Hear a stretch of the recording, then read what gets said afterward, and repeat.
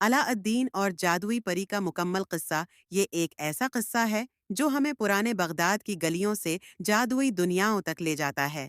علاء الدین ایک عام مگر ہوشیار نوجوان جس کی زندگی غربت اور مشکلات میں گزرتی تھی، کیسے اپنی عقل، ہمت اور جادوئی چراغ کی مدد سے اپنی تقدیر بدل دیتا ہے، یہ اس کہانی کا خلاصہ ہے۔ علاء الدین ایک غریب خاندان میں پیدا ہوا تھا۔ اس کے والد ایک درزی تھے، لیکن ان کی وفات کے بعد گھر کی ذمہ داری اس پر آ گئی۔ اس کی ماں ایک محنت کش خاتون تھیں جو دن رات کام کر کے اپنا اور بیٹے کا پیٹ پالتی تھیں۔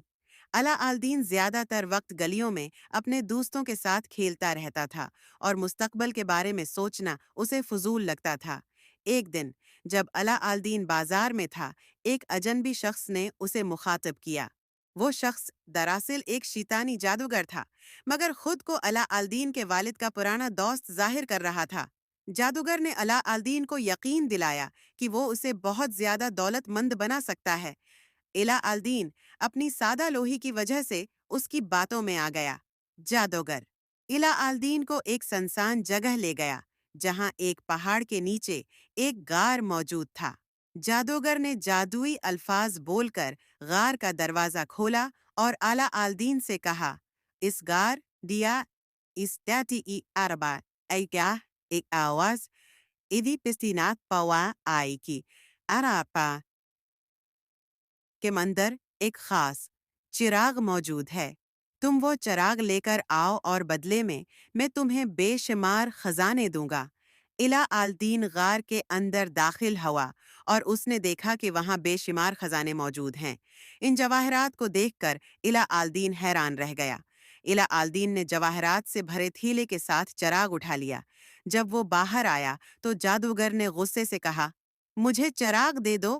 علاء الدین نے انکار کر دیا کیونکہ وہ جادوگر کی نیت سمجھ چکا تھا۔ جادوگر نے غصے میں آ کر غار کا دروازہ بند کر دیا اور علاء الدین کو وہیں چھوڑ کر چلا گیا۔ غار میں اندھیرے میں پھنسے ہوئے علاء الدین نے چراغ کو صاف کیا تو اس میں سے ایک دھواں نکلا اور ایک خوبصورت پری ظاہر ہوئی۔ اس پری نے کہا، میں اس چراغ کی غلام ہوں اور تمہارے ہر حکم کی تعمیل کروں گی۔ علاء الدین نے اپنی جان بچانے کی درخواست کی۔ پری نے پلک جھپکتے ہی علاء الدین کو اس کے گھر پہنچا دیا۔ علاء الدین نے اپنی ماں کو ساری کہانی سنائی۔ اب اس کی زندگی میں ایک نیا موڑ آ گیا تھا۔ چراغ کی مدد سے اس نے اپنی زندگی کو بہتر بنانا شروع کر دیا۔ کچھ عرصے بعد علاء الدین کو بادشاہ کی بیٹی شہزادی ہے نورا لائن سے محبت ہو گئی۔ وہ بہت حسین تھی اور اس کی عقل و فہم کی بھی سب تعریف کرتے تھے۔ علاء الدین نے چراغ کی مدد سے ایک شاندار محل بنوایا اور بادشاہ کو متاثر کیا۔ شہزادی نے علاء الدین سے شادی کر لی۔ جب جادوگر کو پتہ چلا کہ علاء الدین نے چراغ کی مدد سے ایک عظیم سلطنت قائم کر لی ہے تو وہ انتقام لینے کے لیے واپس آیا۔ اس نے ایک منصوبہ بنایا اور خود کو چراغ فروش ظاہر کرتے ہوئے محل تک پہنچ گیا۔ وہ شہزادی کو دھوکہ دے کر چراغ حاصل کرنے میں کامیاب ہو گیا۔ جادوگر نے چراغ کی مدد سے علاء الدین کا محل اور شہزادی کو دور دراز ملک میں منتقل کر دیا۔ علاء الدین نے اپنی ہمت اور عقل سے جادوگر کا پتہ لگایا۔ ایک خوفناک جنگ کے بعد علاء الدین نے جادوگر کو شکست دی اور چراغ واپس حاصل کر لیا۔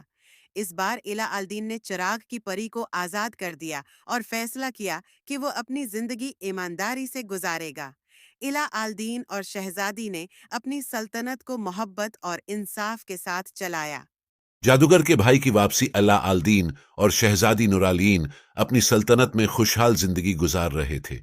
محل میں ہر طرف خوشیاں تھیں اور رعایا ان کی انصاف پسندی اور محبت کی مثالیں دیتی تھی۔ لیکن علاء الدین اور شہزادی کو معلوم نہیں تھا کہ خطرہ ابھی پوری طرح ختم نہیں ہوا۔ جادوگر کا بھائی، جو کہ خود بھی ایک شیطانی جادوگر تھا، اپنے بھائی کی موت کا بدلہ لینے کے لیے بغداد آیا۔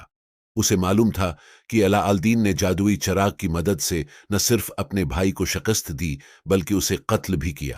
جادوگر کے بھائی نے بھیس بدل کر ایک بوڑھی عورت کا روپ دھار لیا اور محل کے قریب ایک خیمہ لگا لیا۔ محل میں سازش جادوگر کے بھائی نے یہ مشہور کر دیا کہ وہ ایک روحانی عاملہ ہے اور ہر قسم کے مسائل کا حل جانتی ہے۔ محل کے خادموں نے یہ بات شہزادی نورالین تک پہنچائی۔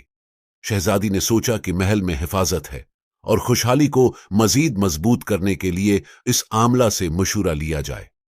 जब शहजादी ने बूढ़ी आमला को महल में बुलाया तो जादूगर ने अपनी चालाकी से उसे यकीन दिला दिया कि महल की खुशहाली के लिए एक खास चिराग को नए सिरे से तवानाई देना जरूरी है। शहजादी, जो जादुई चिराग के राज से नावाकिफ थी, ने सादगी से चिराग उसे दे दिया।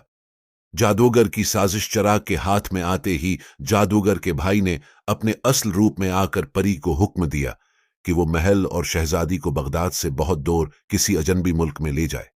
परी चिराग की गुलामी की वजह से मजबूर थी। उसने हुक्म माना और महल समेत शहजादी को दौर एक वीरान सहरा में मुंतकिल कर दिया।